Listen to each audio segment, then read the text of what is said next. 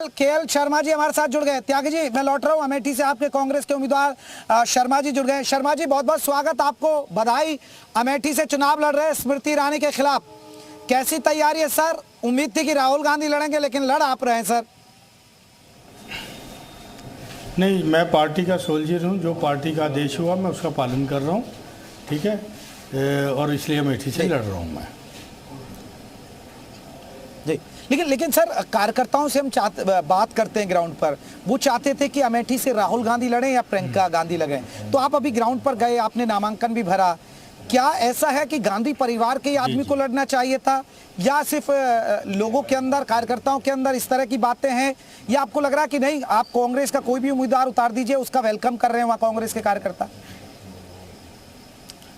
नहीं, यहाँ पे जो था ये वर्कर की भावना थी कि गांधी परिवार के लोग लड़े, ठीक है। अब वो कांग्रेस हाईकमान ने जो भी तय किया, वो निर्णय हुआ। उस निर्णय का क्योंकि मेरे को भी इंतज़ार था, यहाँ की जन भावना के साथ मैं भी अपने को समाहित कर रहा था, लेकिन पार्टी की हाईकमान ने जो भी सोच के निर्णय लिया होगा, क्योंकि मैं उस बातचीत का हिस्सा नहीं था, तो फिर जो आदेश मेरे को आ गया तो मैं उसका पालन कर रहा हूँ और अच्छे से करूँगा।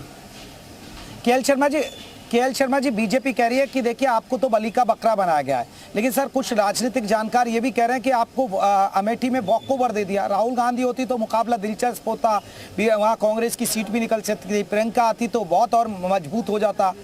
इस पर आप क्या कहेंगे सर?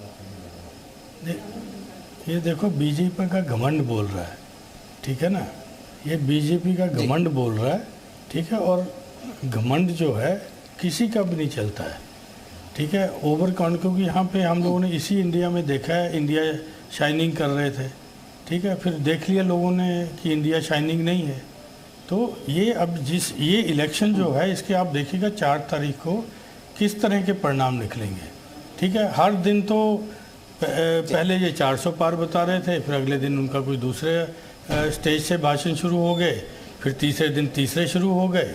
तो भाई अगर उनको अपने काम पे इतना भरोसा है तो अपने काम पे लड़े ना वो, ठीक है। वो बताएं कि हमने 10 साल में ये शर्मा जी, जीत को लेकर कितने आश्वस्त हैं आप अमेठी में? क्योंकि मुकाबला है स्मृति ईरानी से, वो स्मृति ईरानी जिन्होंने 2019 में कांग्रेस का किला ढा दिया था। देखिए, ये जो है ये जनता का इलेक्शन है। 4 तारीख को जब रिजल्ट आएगा तो यहाँ की जनता जवाब देगी, ठीक है। किसी के कहने से, बड़बोलेपन से नहीं होता इलेक्शन। जनता मन में धार लेती है कि अब पीछे वाले प्रत्याशी का कि उन्होंने हमारे लिए किया क्या है, ठीक है। हम लोग, हर कैंडिडेट जिसने कुछ भी नहीं किया होता बताता है कि मैंने ये कर दिया, ठीक है। यहाँ तो ये जो प्रधानों का जो अपने हिस्से का पैसा वो बता दिया कि हमने किया है, तो क्या प्रधान नहीं जान रहे कि ये हमारे को जो वित्त योग से जो पैसा मिलता है तो उनको मिलता है, तो किसी एमपी विशेष के कारण थोड़ी मिलता है। जी सर, राजनीतिक गलियारों में चर्चा है, एक आखिरी सवाल आपसे शर्मा जी, कि गांधी परिवार से रिश्ता नजदीक था इसलिए आपको अमेठी से लड़ा दिया। गांधी परिवार से वाकई में रिश्ता कैसा आपका? नहीं, मैं यहाँ पे 41 साल हो गए मेरे को यहाँ पे, ठीक है। मैं यूथ कांग्रेस के उस पे आया था, यहाँ पे यूथ कांग्रेस के तरफ से मैं चुना गया था। राजीव जी के पूरे हिंदुस्तान में 10 लोगों की टीम बनी थी, उसमें मेरा नाम शुमार हुआ था, तो मैं फिर यहाँ पे हुआ। यहाँ मैंने अमेठी में जब मैं आया था 1983 में, तो मैं 1.5 ब्लॉक का इंचार्ज हुआ करता था। उसके बाद एक विधानसभा का इंचार्ज हुआ, फिर 3 विधानसभा का हुआ, फिर 1 पार्लियामेंट मेरे हिस्से में आई। उसके बाद मैंने ये मेरा सौभाग्य है कि मैंने यहाँ पे दोनों पार्लियामेंट भी लड़ाई है यहाँ पे, प्रियंका जी के सहयोग से, क्योंकि उनका वो हमेशा यहाँ कैंपेन का संभालती थी और मैं मैनेजमेंट का काम संभालता था। जी।